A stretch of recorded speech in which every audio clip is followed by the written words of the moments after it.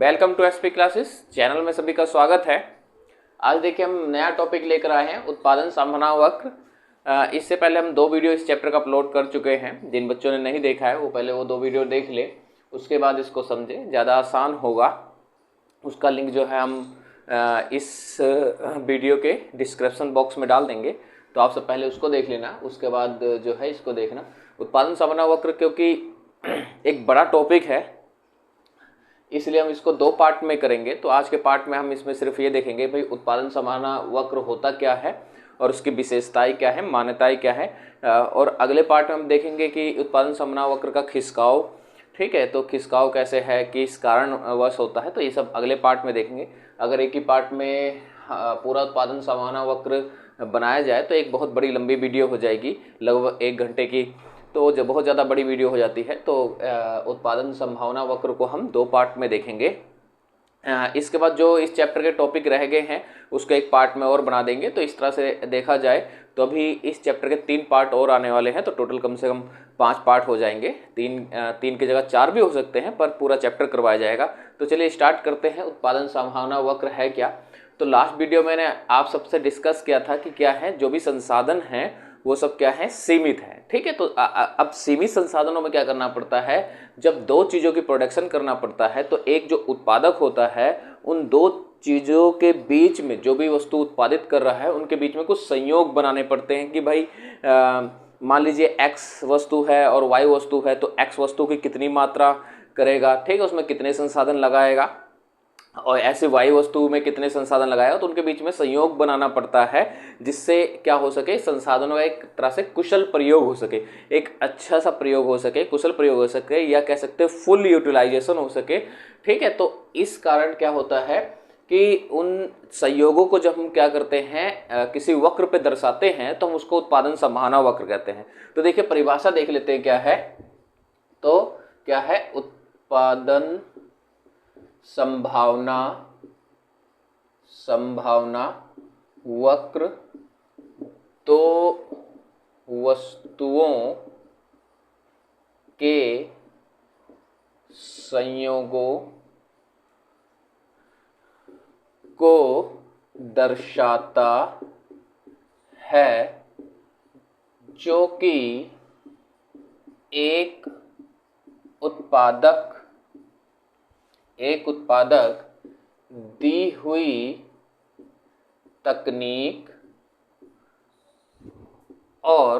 दी हुई तकनीक और संसाधनों में उत्पादित करता है या करना चाहता है, ठीक है। तो देखिए उत्पादन संभावना वक्र का डेफिनेशन क्या है। उत्पादन संभावना वक्र 2 वस्तुओं के संयोगों को दर्शाता है जो कि एक उत्पादक दी हुई तकनीक और संसाधनों में उत्पादित करता है या करना चाहता है। तो ये उत्पादन संभावना वक्र का डेफिनेशन है। अब इसकी मान्यताएं क्या होती हैं, अगर आप सबको परिभाषा याद है, इसकी डेफिनेशन याद है, तो मान्यताएं आप खुद देख सकते हैं। इसमें देखिए क्या है, क्या दे रखा है कि भाई दी हुई तकनीक और संसाधन। तो पहली मान्यता की अगर हम बात करें, मान्यता की, अब ये सब चीजें आप सबको लिखनी होती है। अगर आप सब मान्यता वगैरह नहीं लिखेंगे तो ये 6 मार्क्स का क्वेश्चन आता है, और 6 मार्क्स का क्वेश्चन जो है अगर आप सब ये नहीं लिखेंगे तो कुछ ना कुछ मार्क्स कट जाते हैं, या जो एग्जामिनर है वो काट लेता है। तो ये सारी चीजें मान्यताएं मतलब क्या होती है, मान्यता मतलब होती है कि ऐसी कंडीशन होगी तभी ये जो हमने डेफिनेशन बताया है उत्पादन संभावना वक्र बन पाएगा, ठीक है। तो कई जितने भी नियम होते हैं या लॉ होते हैं उन सभी की कुछ ना कुछ मान्यताएं होती हैं, जिससे क्या हो सके कि अपवाद खड़ा ना हो सके, ठीक है। तो सबसे पहले देखिए क्या है, पहली मान्यता क्या होगी, सीमित संसाधन, ठीक है, सीमित संसाधन। तो संसाधन कैसे होंगे, सीमित होंगे, ठीक है, पहली बात सीमित संसाधन। दूसरी मान्यता क्या है कि भाई तकनीक में कोई परिवर्तन नहीं होना चाहिए, तकनीक में कोई परिवर्तन नहीं होनी चाहिए, ठीक है। दूसरी मान्यता होगी कि भाई तकनीक में कोई परिवर्तन नहीं होनी चाहिए। पहले क्या थी, सीमित संसाधन, संसाधन सीमित है। अब देखो इसको पहले समझ लीजिए, अभी आगे भी देखेंगे। तो सीमित संसाधन, देखिए अगर संसाधन सीमित नहीं होंगे तो उसे संयोग बनाने की जरूरत ही नहीं पड़ेगी। क्या करेगा कि जिस भी वस्तु को उत्पादित करना उसमें ज्यादा ज्यादा क्या कर सकता है, वो संसाधन लगा सकता है। तो उसे क्या करना पड़ेगा कि भाई संयोग बनाने की जरूरत नहीं है, मतलब कि ये डिसाइड करने की जरूरत ही नहीं पड़ेगी कि उसे कितना संसाधन किस में लगाना है। क्योंकि जब उस पर असीमित संसाधन, तो ये डिसाइड करने की जरूरत क्या है, वो क्या करेगा, जितना मर्जी उतना संसाधन लगाए किसी में। जब कोई चीज सीमित होती है तभी तो हम डिसाइड करते हैं ना। जैसे मान लीजिए पैसा है 10 रुपए है, तो आप डिसाइड करोगे कि किस चीज में कितना खर्च करना है। ठीक है, तो सीमित संसाधन, उसका तकनीक में कोई परिवर्तन नहीं, तो तकनीक में भी कोई परिवर्तन नहीं होने चाहिए। ठीक है, इससे पहले जब हमने कैसे उत्पादन किया जाए केंद्रीय समस्या पढ़ा था, तो हमने दो तकनीकों के बारे में पढ़ा था। श्रम प्रधान तकनीक था और एक पूंजी प्रधान तकनीक था। तो अगर श्रम प्रधान तकनीक से प्रोडक्शन चल रहा है, उत्पादन चल रहा है, तो श्रम प्रधान ही रहेगा, और अगर पूंजी प्रधान से चल रहा है तो पूंजी प्रधान ही रहेगा। तभी जाकर उत्पादन सामान्य वक्र क्या है, बन पाएगा। ठीक है, अब तीसरी जो मान्यता हम ले रहे हैं वो ले रहे हैं, क्योंकि हम दो वस्तुओं की बात कर रहे हैं, तो दो वस्तुओं का ही उत्पादन होगा। ठीक है, दो वस्तुओं का उत्पादन। ठीक है, तो ये तीसरी मान्यता होगी कि भाई हम दो वस्तुओं के उत्पादन कर रहे हैं, दो वस्तुओं के संयोगों को ही दर्शाए है। उत्पादन सामान्य वक्र जो है वो दो वस्तुओं के संयोगों को ही दर्शाता है, इसलिए दो वस्तुओं का ही उत्पादन होगा। तो ये आप सबकी ये मान्यताएं हो गई। ठीक, ये डेफिनेशन हो गया। आप सब इसको स्क्रीनशॉट ले लीजिए या लिख लीजिए, अपने नोट्स साथ के साथ में बनाते जाइए, जिससे आप सबको एग्जाम के टाइम में नोट्स बनाने की जरूरत ना हो, शुरू से ही नोट्स जो हैं तैयार रहें। ठीक, मैं इसको रफ कर रहा हूँ, इसके बाद हम उत्पादन संभावना वक्र बनाकर देखेंगे कैसे होता है। तो चलिए इसको मैं रफ कर रहा हूँ। ये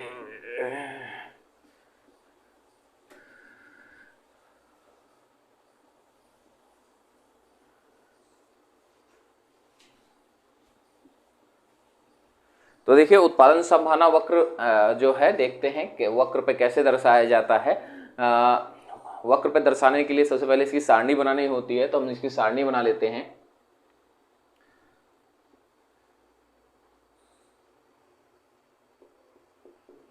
संयोग A B C D E. अब यहाँ x वस्तु की मात्रा है, x वस्तु, यहाँ y वस्तु, y वस्तु। ठीक है, हम x ले रहे हैं 1 2 3 4 5, कोई भी चीज है, मान लीजिए कुंटल में है या टन में है, ये भी कुंटल या टन में है। ठीक है, ये सारी चीजें आप सबको बतानी होती है, नहीं तो इसमें भी मार्क्स कट जाते हैं।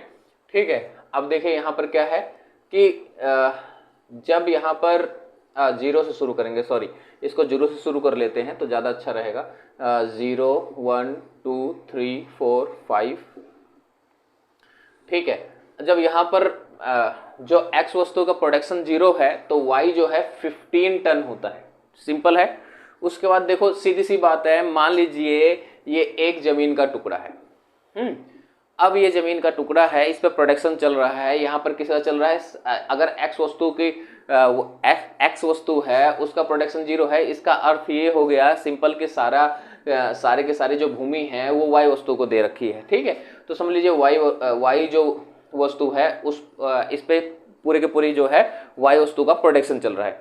अब क्या है, जो उत्पादक सोचता है कि क्यों ना हम x वस्तु का भी उत्पादन करें, तो उसने इतनी सी जमीन जो है x वस्तु को दे दी। तो अब इससे क्या फर्क पड़ेगा, आप सब समझ ही सकते हैं कि भाई अगर उसने कुछ ना कुछ भूमि का टुकड़ा x वस्तु को दे दिया है तो उससे क्या होगा कि भाई जो y वस्तु का है उस कुछ ना कुछ प्रोडक्शन कम होगा। भाई इतना जमीन चला गया तो इतना प्रोडक्शन जो है कम होगा ना y वस्तु का। ठीक है, तो कुछ ना कुछ प्रोडक्शन कम होगा और x वस्तु का कुछ ना कुछ प्रोडक्शन होगा। तो x वस्तु का जब 1 टन प्रोडक्शन होता है तो इसका घटके कितना हो गया, 14 हो गया। अब इसने सोचा कि भाई जो उत्पादक, उसने सोचा कि कुछ और जो x वस्तु है उसके और प्रोडक्शन किया जाए, तो उसने और दे दिया। ऐसे ही जो भूमि का टुकड़ा है वो उसने और दे दिया y को, तो इस तरह से इसमें और कम होगा। ठीक है, तो इस तरह से जैसे जैसे वो इसमें संसाधन y वस्तु को हस्तांतरित करता जाएगा संसाधन, उस तरह से x वस्तु को हस्तांतरित करता जाएगा, तो x वस्तु का प्रोडक्शन कुछ ना कुछ बढ़ेगा और y वस्तु का क्या है, घटेगा। ठीक है, तो ये जब x 3 हो गया तो ये कितना हो गया, 9 हो गया।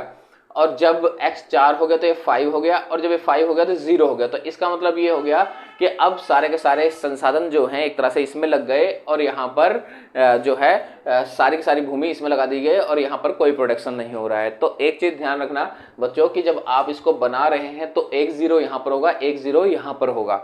अच्छा, सिंपली इसको बनाने का तरीका क्या है, आप सबको रटने की जरूरत नहीं पड़ेगी। देखिए मैंने क्या करा है कि भाई ये तो 0 से 1 2 3 4 5 ही है, और इसको लर्न करने का तरीका क्या है, देखिए 15 से स्टार्ट करेंगे। 15 में से 1 माइनस करा मैंने 14 आ गया, 14 में से 2 माइनस करा 12 आ गया, 12 में से 3 माइनस करा 4 आ गया। मतलब जो इसके सामने है ये वही मैं माइनस कर रहा हूँ। 4 माइनस करूंगा 9 में से 5 आ जाएगा, 5 माइनस करूंगा 0 आ जाएगा। ठीक है, तो इस तरह से आप इसको बड़ी इजीली याद भी कर सकते हैं।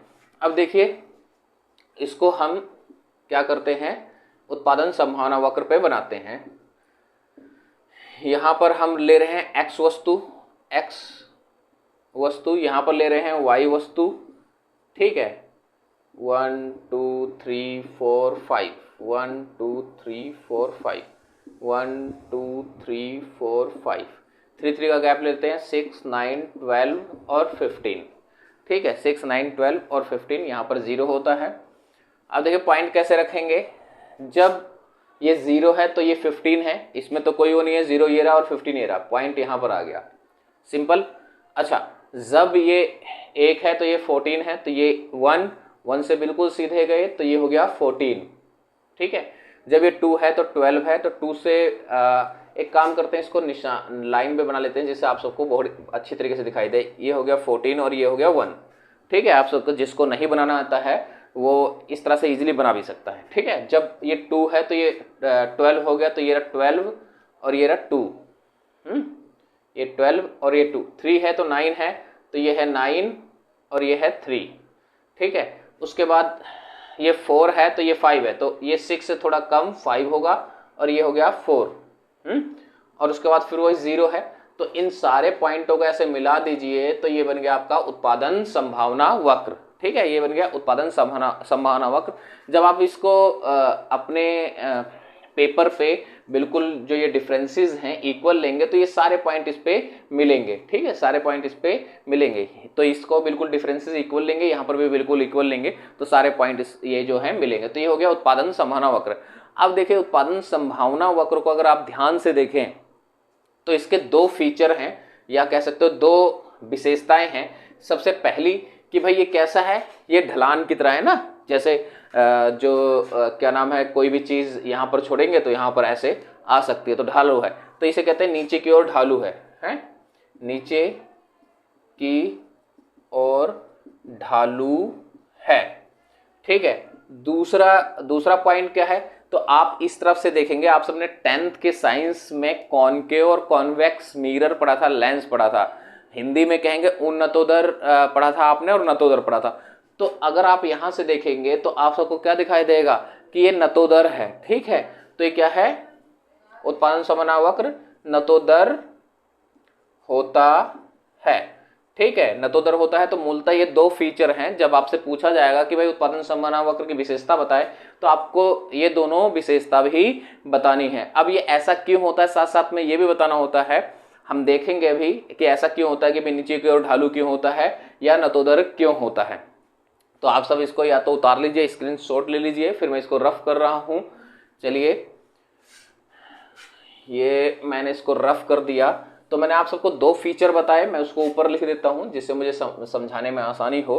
ठीक है, तो पहला फीचर मैंने कहा, पहली जो विशेषता बताई थी मैंने कहा नीचे की ओर ढालू है, नीचे की ओर ढालू है। दूसरी विशेषता आप सबको मैंने बताई कि नतोदर होता है, उत्पादन संभावना वक्र नतोदर होता है, उत्पादन संभावना वक्र नतोदर होता है, मतलब कॉनकेव होता है। ठीक है, नतोदर होता है।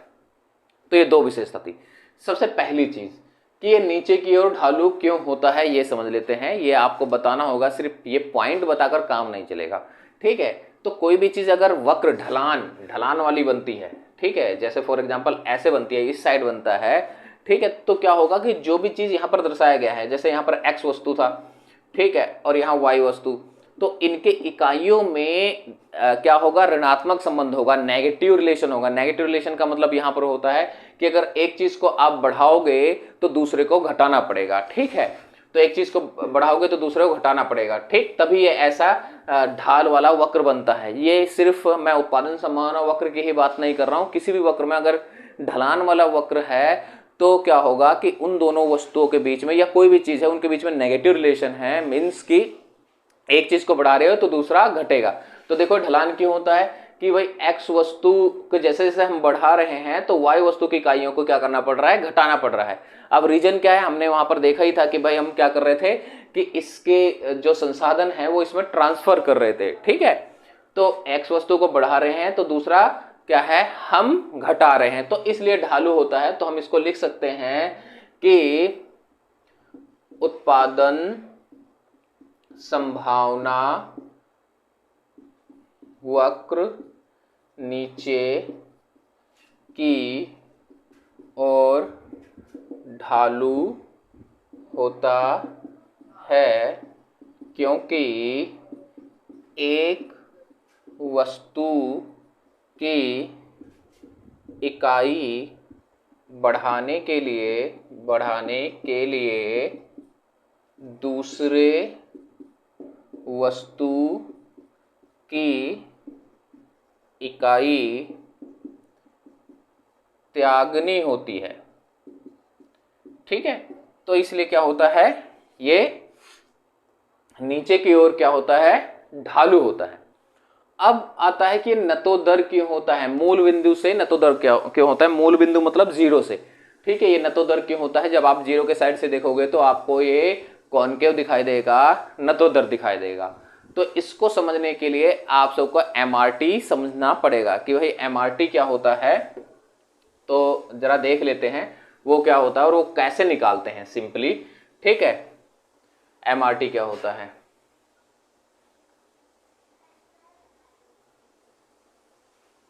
एमआरटी की बात कर रहे हैं तो एमआरटी देख लेते हैं कि भाई एमआरटी क्या होता है। एमआरटी, अच्छा, इसको रूपांतरण की सीमांत दर कहते हैं, रूपांतरण की सीमांत दर, ठीक है, हिंदी में कहा जाता है रूपांतरण की सीमांत दर। अच्छा, एमआरटी जो है इसी को अवसर लागत भी कह सकते हैं, अपॉर्चुनिटी कॉस्ट,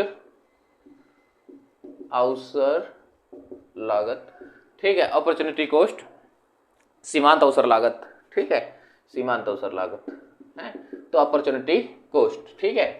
अब ये होता क्या है, सिंपली इसका अगर फॉर्मूला देखा जाए तो होता है delta y by delta x, ठीक है, एमआरटी सिंपल है। अगर दर की बात आएगी, जब भी दर की बात आती है तो क्या होता है, आपस में कोई ना कोई चीज डिवाइड होती है। तो यहाँ पर y यूनिट की इकाई को हम जो है x यूनिट के इकाई से डिवाइड करके एमआरटी निकालते हैं। तो पहले एमआरटी निकालते हैं, देखते हैं कैसे निकलता है, उसके बाद आप सबको समझ में आएगा कि वो कॉनकेव क्यों होता है या नतोदर क्यों होता है। तो देखिए यहाँ पर तो कोई चेंज नहीं माना जाएगा, सिंपल है। अब देखिए डेल्टा मतलब क्या होता है, आप सबको पता ही होगा, जब डेल्टा निशान आ जाता है तो इसका मतलब होता है परिवर्तन, चेंज कितना आया है, ठीक है, तो आप सबको चेंज देखना है कितना आया है। तो यहाँ से यहाँ तक में कितना चेंज आया, 1 का चेंज आया है, यहाँ से यहाँ में भी 1 का चेंज आया तो आया 1, ठीक है, यहाँ चेंज कितना आया 2 का, यहाँ पर चेंज कितना आया 1 का आया 2, यहाँ पर चेंज आया 3 का, यहाँ चेंज आया 1 3 4 1 4 और 5 1 5, ये आ गया आपका एमआरटी या सीमांत अवसर लागत कह लीजिए, ठीक है। तो ये क्या हो रहा है, इंक्रीज हो रहा है, बढ़ रहा है ना, है ना। तो इस बढ़ने के कारण ही क्या होता है, जो उत्पादन संभावना वक्र होती है वो नतोदर होती है। तो एमआरटी के बढ़ने के कारण क्या होता है, उत्पादन संभावना वक्र नतोदर होती है, ठीक है। चलिए इसको हम लिख लेते हैं एक बार, सीमांत अवसर लागत के बढ़ते दर के कारण उत्पादन संभावना वक्र नतोदर होता है। ठीक है, तो ये भाई आप सबका उत्पादन संभावना वक्र हो गया कि उत्पादन संभावना वक्र क्या होता है, उसकी मान्यताएं क्या हैं, उसकी विशेषताएं क्या हैं। इसके बाद जो हम नेक्स्ट वीडियो बनाएंगे, तो अभी हमने देखा कि उत्पादन संभावना वक्र नतोदर होता है, ये तो इसकी विशेषता होती है, लेकिन कई सारी कंडीशन में उत्पादन संभावना वक्र जो है उन्नतोदर भी हो सकता है और स्ट्रेट लाइन में भी हो सकता है। ये सारी चीजें देखेंगे। कई बार जो है क्वेश्चन आ जाता है एग्जाम में कि भाई उत्पादन संभावना वक्र उन्नतोदर कब होगा। अगर आपसे ऐसे पूछा जाता तब आप उसको बताएंगे, अगर नहीं पूछा जाता तो आप सिर्फ दो ही विशेषता बताएंगे इसमें, एक तो पहले नीचे की ओर ढालू होता है, दूसरा नतोदर होता है। लेकिन ऐसे क्वेश्चन आ जाता है कि भाई उन्नतोदर कब होता है या उत्पादन संभावना वक्र स्ट्रेट लाइन कब होता है, मतलब सीधी रेखा कब होती है उत्पादन संभावना वक्र में। तो ये सारी चीजें हम नेक्स्ट वीडियो में देखेंगे। आप सब ये एमआरटी जरा ध्यान रखना, क्योंकि ये सारा एमआरटी का ही खेल है। उसके जो उत्पादन संभावना वक्र के शेप जो होता है, शेप उसका सारा खेल एमआरटी से ही है। तो आप सब एमआरटी निकालना, जब तक आप प्रैक्टिस करना सीखना। नेक्स्ट वीडियो जल्दी ही लेकर आएंगे। उसके बाद उसी में देखेंगे कि भाई उत्पादन संभावना वक्र का खिसकाव, राइट वर्ड कब खिसकता है, लेफ्ट वर्ड कब खिसकता है, मतलब दाहिनी तरफ कब खिसकता है और बाई तरफ कब खिसकता है। तो ये सारी चीजें देखेंगे। तो नेक्स्ट वीडियो में हम उत्पादन संभावना वक्र खत्म करने की पूरी कोशिश करेंगे। तो आज के लिए इतना ही, चलिए, थैंक यू।